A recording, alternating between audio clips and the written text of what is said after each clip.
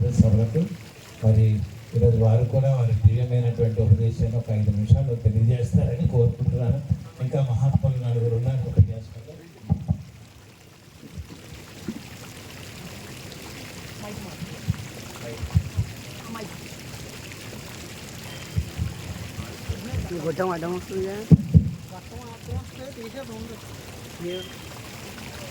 ఐంకార హ్రీంకార రహస్యయుక్త శ్రీంకార గూఢార్థ మహావిభూత్య ఓంకార మర్మ ప్రతిపాదినేభ్యః నమో నమః శ్రీ గురు పాదుకాభ్యాం నమో నమః సద్గురు పాదుకాభ్యాం. అందరూ ఒకసారి 2 చేతులు పైకెత్తి బిగ్గరగా చెప్పాలి. సద్గురునాథ్ మహారాజ్ కి జై. ఆకలి లేస్తున్నాయా? నోరు పలకట్లేదు? నోరున్న వాళ్ళు ఎవరైనా ఉంటే నోటితో, చేతులు ఎవరైనా ఉన్నవాళ్ళు ఉంటే 2 చేతులు పైకెత్తి బిగ్గరగా చెప్పాలి. ఉంటేనే, లేకపోతే ఇబ్బంది లేదు. సద్గురునాథ్ మహారాజ్ కి జై. చాలా సంతోషం.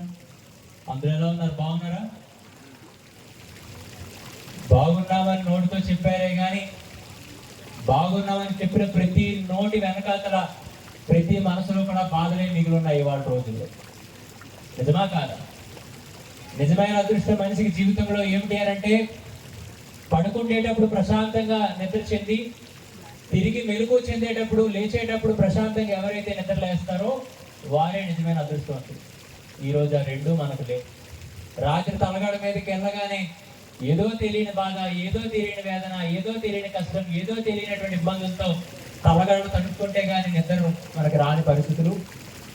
తెల్లవారు లేచేటప్పటికల్లా మళ్ళీ ఈ రోజుని ఎలా ముందుకు తీసుకువెళ్ళాలి, ఈ రోజు ఎలా ముందుకు ఎన్ని రకాలైనటువంటి అవమానాలు, ఇబ్బందులు ఎదుర్కోవాలి అనేటువంటి ఒక బెంగతోనే మనకు ప్రారంభం అవుతుంది.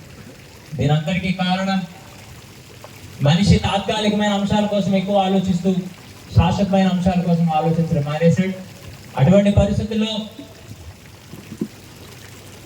బ్రహ్మస్థానేన కృతం పాపం విష్ణుస్థానేన వినశ్యతి, విష్ణుస్థానేన కృతం పాపం శివస్థానేన వినశ్యతి, శివస్థానేన కృతం పాపం గురుస్థానేన వినశ్యతి అని చెప్తుంది మన యొక్క శాస్త్రం.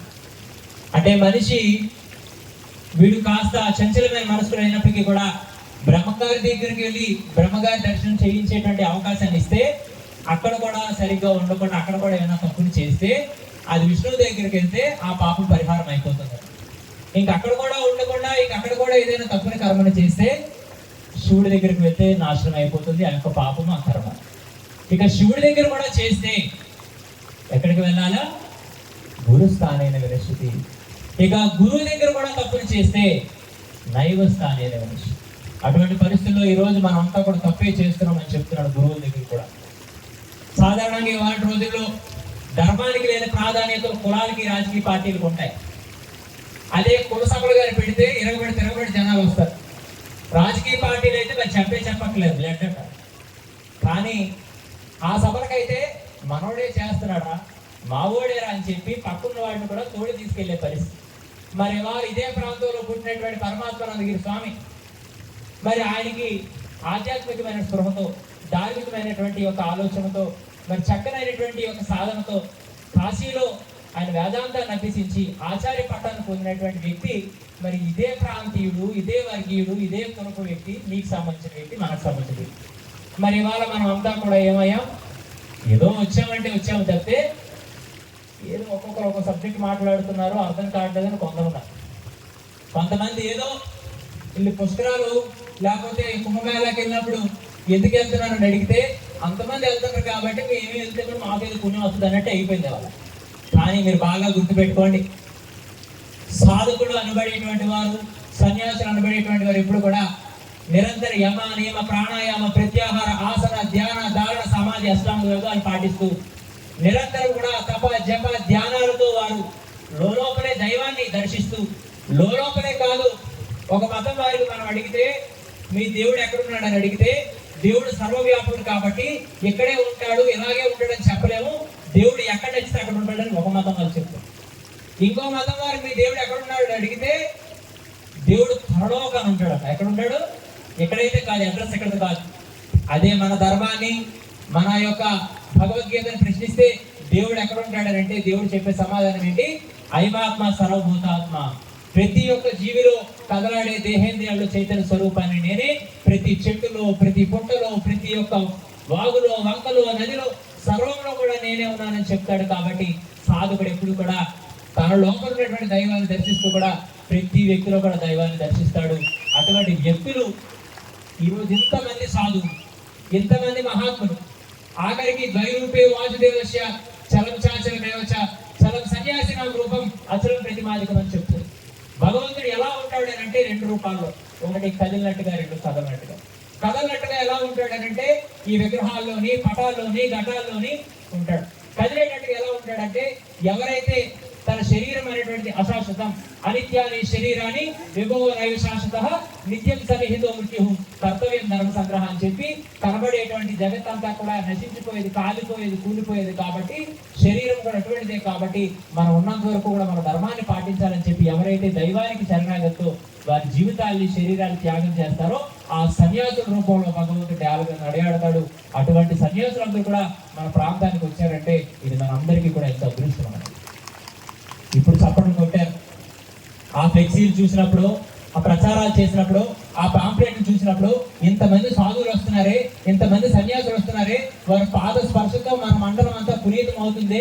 అటువంటి పరిస్థితుల్లో మనం కూడా వారి దర్శనం చేసుకొని ఒకప్పుడు ఎప్పుడు సాధువులు వస్తారా, వారికి ఎప్పుడు గౌరవం చేసుకుందాం అనేటువంటి వ్యవస్థ ఉంది. ఇవాళ గురువులు బరువులు అయిపోయారు సమాజాన్ని. అందుకు చక్కగా అలా బరువులు అయిపోయారు కాబట్టి మన పిల్లలతో మనమే జరలు కాసే పరిస్థితి వచ్చి కరువుతో కొట్టుని కాడుతున్నాం మనం, నిజమా? అందుకు చక్కగా మీ అందరికీ కూడా మరొకసారి ఆశీర్వాదాలు అందిస్తూ మరి చక్కగా 60 సంవత్సరాల సభ. ఎన్నితో సభ అది? 6-0. మనలో ఒక 6 ఉంటాయి. ఏంటవి? అరిషడ్ వర్గం: కామ, క్రోధ, లోభ, మోహ, మద, మాత్సర్య. ఇవే మనకి శత్రువులు అన్నమాట. ఎవరైతే 60వ సభలకి పాల్గొని సాధు మహాత్ములు చెప్పిన విషయాలన్నీ కూడా అర్థం అవ్వకపోయి అర్థం చేసుకొని వింటారో, ఆచరిస్తారో వారికి 6 అరిషడ్ వర్గాలు 0 అయిపోతాయి. అందుకు మీ అందరూ కూడా ధన్యులు అనమాట. అరిషడ్ వర్గాలు 0 అయిపోతాయి అనమాట. అందుకు చక్కగా మీ అందరికీ మరొకసారి అభినందనలు, ఆశీర్వాదాలు తెలియజేస్తూ మళ్ళీ సాయంత్రం ఒక సభ ఉంది, రేపు ఉదయం ఉంది, రేపు సాయంత్రం ఉంది. అందుకు ఎప్పటికైనా చప్పట్లు కొట్టిన వాళ్ళందరూ నిజంగా మనుషులైతే, మనుషులకి కూర్చుంటే కాస్త ఆలోచన ఉంటే సాయంత్రం పిల్లలు తీసుకొచ్చి కూర్చోబెట్టండి. వారికి కూడా సాధు మహాత్ముల దర్శనాలు చేయించండి. సాధువులకి ఖచ్చితంగా శాస్త్రాంగం చేయండి, సంస్కారం నేర్పించండి. అలా అయితే అందరి జీవితాలు ఆనందంగా ఉంటాయని తెలియజేస్తూ మరొకసారి ఈ కార్యక్రమాన్ని సహకరించినటువంటి భక్తులు, దాతలందరికీ కూడా మరి ఈ ప్రాంతంలో నేను ఎప్పుడు చెప్తాను, ఇక్కడ నాయకులు ఉండరు, భక్తులే ఉంటారని. మరి అందుకు వారందరికీ కూడా పేరు పేరున అభినందనలు తెలియజేస్తూ మరి హైదరాబాద్ కార్యక్రమాన్ని బయలుదేరాల్సిన కారణంగా మీ అందరి ముందు సెలవు తీసుకుంటూ మీ అందరూ కూడా ఇంకా పూట పెరిగేటప్పుడు సంఖ్య పెరగాలి తప్పితే తరిగిపోకూడదు. కాస్త సభ ఒకవేళ ఆలస్యం అయినా కూడా మీరు భోజనాల వైపు పరిగెట్టకూడదు.